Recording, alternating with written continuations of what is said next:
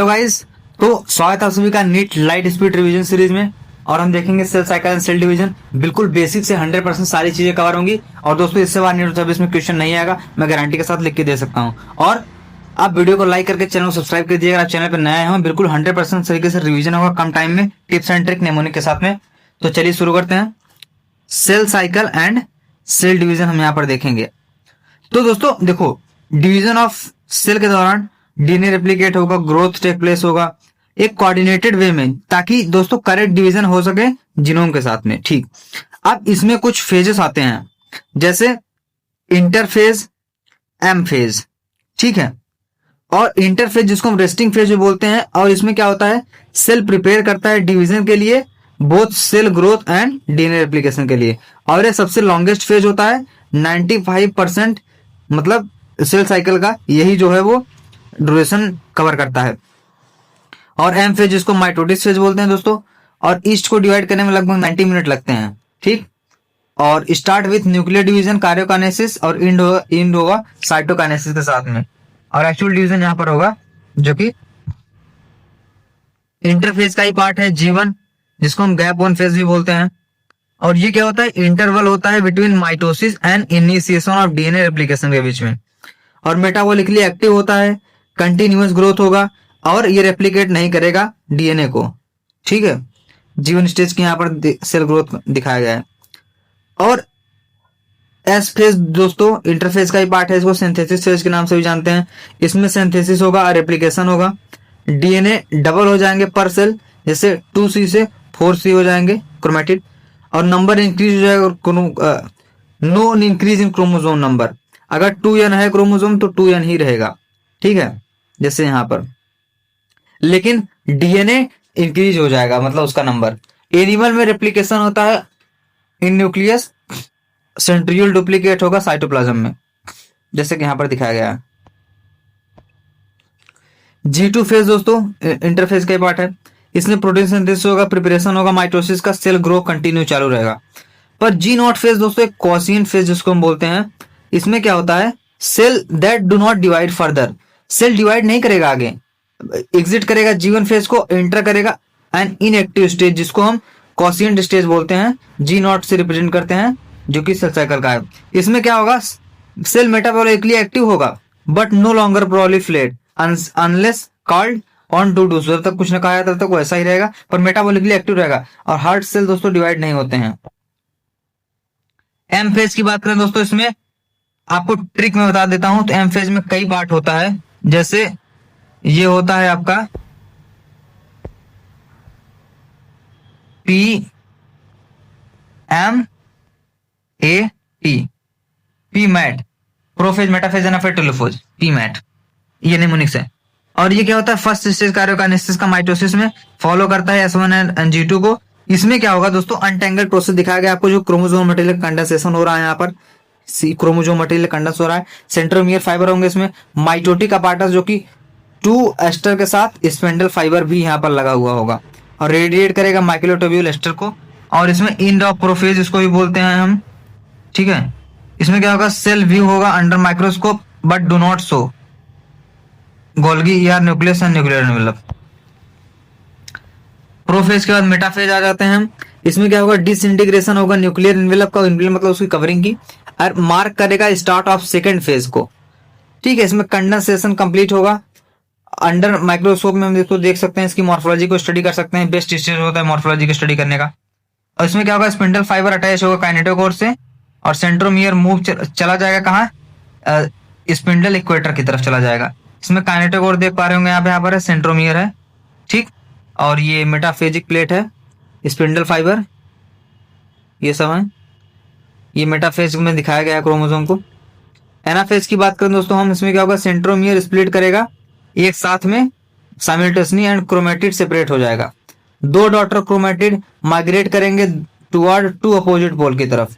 इसमें N4 है तो C भी 4 होगा, ठीक है। ये टेलिंग बिहाइंड है, ये मतलब ट्रेलिंग मतलब दूर, लीडिंग मतलब जाना, लीडिंग इज, ठीक। एनाफेज का ये टेलोफेज दोस्तों, रिवर्स प्रोफेज भी इसको हम बोलते हैं। इसमें क्या होगा, सेंट्रोमियर कंडेंस होगा और लूज करेगा उसकी इंडिविजुअलिटी को क्लस्टर हो जाएगा अपोजिट स्पिंडल पोल्स पे, और न्यूक्लियोलस जो होगा Golgi complex and ER reform होगा। न्यूक्लियर इन्वॉल्व रिफॉर्मिंग यहाँ पर चालू हुआ है, देख रहे हैं डायग्राम में जैसे दिखाया गया। साइटोकाइनेसिस सिग्निफिकेंस की बात हम करेंगे दोस्तों यहाँ पर एनिमल और प्लांट सेल के बारे में। तो एनिमल जो होता है दोस्तों और प्लांट, इसमें फरो देखने को मिलेगा, सेंट्रियोल आउटसाइड इन, इसमें cell plate middle lamella centrifugal होगा जिसमें प्लांट में। सिग्निफिकेंस की हम बात करें क्या होता है, इसमें ग्रोथ होगा मल्टी सेलुलर ऑर्गेनिज्म का, सेल रिपेयर होगा, production of diploid daughter cell with identical genetics complement के साथ में, meristem apical lateral release continuous growth of plant. Plant और एनिमल दोनों का यहाँ पर दिखाया गया है सिग्निफिकेंस लिस्ट। मियोसिस फर्स्ट की बात करें तो इसमें प्रोफेज फर्स्ट आ जाएगा दोस्तों।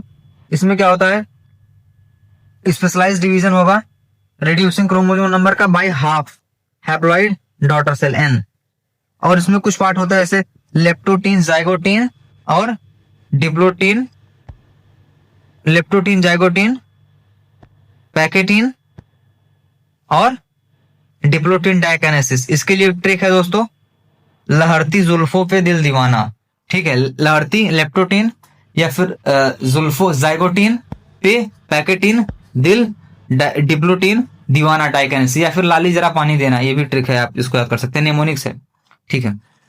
तो नेमोनिक्स बता दिया मैंने। लेप्टोटीन में क्या होगा दोस्तों, क्रोमोसोम जो होंगे ना वो क्या करेंगे, धीरे धीरे विजिबल होंगे, gradually visible and compaction continue होता रहेगा, कंपैक्टली पैक्ड होता रहेगा, बकेट स्टेज बुके की तरह यहाँ पर देखने को आपको मिलेंगे, जैसे बुके नहीं होता है वैसे बुके स्टेज। और जाइगोटीन जो होता है दोस्तों, इसमें क्या होगा ना, इसमें एक दूसरा नंबर पहला दूसरा क्रोमोसोम पेयर टुगेदर आ जाएंगे साइनेप्सिस के साथ में, और इसमें क्या होगा, फॉर्मेशन होगा साइनोप्टेनिमल कॉम्प्लेक्स का। सिनेप्टोनिमल कॉम्प्लेक्स इसमें देखने को मिलेगा जाइगोटीन में। पैकेटीन की अगर हम बात करेंगे दोस्तों, इसमें क्या होगा, 4 क्रोमेटिड हर एक बाइवेलेंट का डिस्निक हो जाएगा, बिकम टेट्राइड बना देगा, क्रॉसिंग और एक्सचेंज ऑफ जेनेटिक मटेरियल होगा इसमें, एंजाइम मेडिएटेड होगा, रिकम्बिनेज रिक्वायर्ड होगा इसके अंदर। Non sister chromatid recombination nodule, result में क्या होगा, क्रोमोसोम लिंक करेगा साइट ऑफ क्रॉसिंग ओवर पे। डिप्लोटीन डाइकाइनेसिस की बात हम करेंगे दोस्तों, 4 5 डिसोल्यूशन ऑफ सिनेप्टोनिमल कॉम्प्लेक्स होता है इसमें, कियास्मेटा देखने को मिल रहा है आपको। और डाइकाइनेसिस में क्या, टर्मिनलाइजेशन ऑफ कियास्मेटा, ठीक है। तो इसमें देखो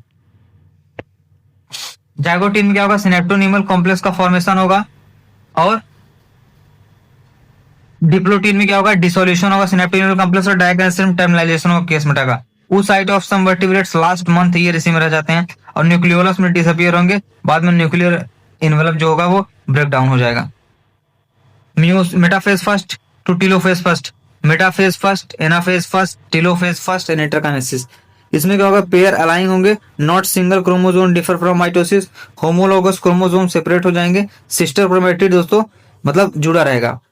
और टेलोफेज फर्स्ट में क्या होगा, न्यूक्लियर मेम्ब्रेन फिर से वापस आ जाएगी, और cytokinesis dyad of the cell हो जाएगा, जिसमें इंटरकाइनेसिस पता ही आपको स्टेज होता है किसके बीच में, मियोटिक डिवीजन के बीच में, जो कि शॉर्ट लिव होता है, इसमें कोई भी डीएनए का रेप्लिकेशन नहीं होता है। मियोसिस सेकंड में क्या कहा, तो रिजेंबल हो जाएगा नॉर्मल माइटोसिस को, जिसमें मियोसिस सेकंड स्टेज में आपको prophase second, meta second, ana second, telo second. इसमें डायग्राम जो है देख पा रहे होंगे, tetrad of 4 cell haploid daughter cell बन रहा है, ठीक है। तो इसमें क्या था, फिर उसके बाद धीरे धीरे ऐसा कुछ डायग्राम बन गया है जो कि देख पा रहे होंगे, टाइम बहुत कम है, आगे बढ़ जाते हैं हम लोग। सिग्निफिकेंस हम देख लेते हैं, मियोसिस का क्या क्या सिग्निफिकेंस होता है। इसमें क्या होगा, conservation for crucial for species stability के लिए जरूरी होता है। इसमें क्या होगा, conservation of species of chromosome, number of each species across generation, जो नंबर होगा क्रोमोसोम का अक्रॉस हर जनरेशन, रिड्यूस करेगा number by half to conserve it later, मतलब ताकि बाद में क्या हो सके, कंजर्व किया जा सके उसको। वेरिएशन देखने को मिलेगा जो कि इंक्रीज करता है जेनेटिक वेरिएबिलिटी को पॉपुलेशन में, और फ्रॉम एक जनरेशन से दूसरे जनरेशन में, ताकि सर्वाइवलिटी वगैरह बनी रहे। इवोल्यूशन की बात करें तो variation are very important for evolution, या obviously. And so guys, this is the end of the chapter. Thank you so much.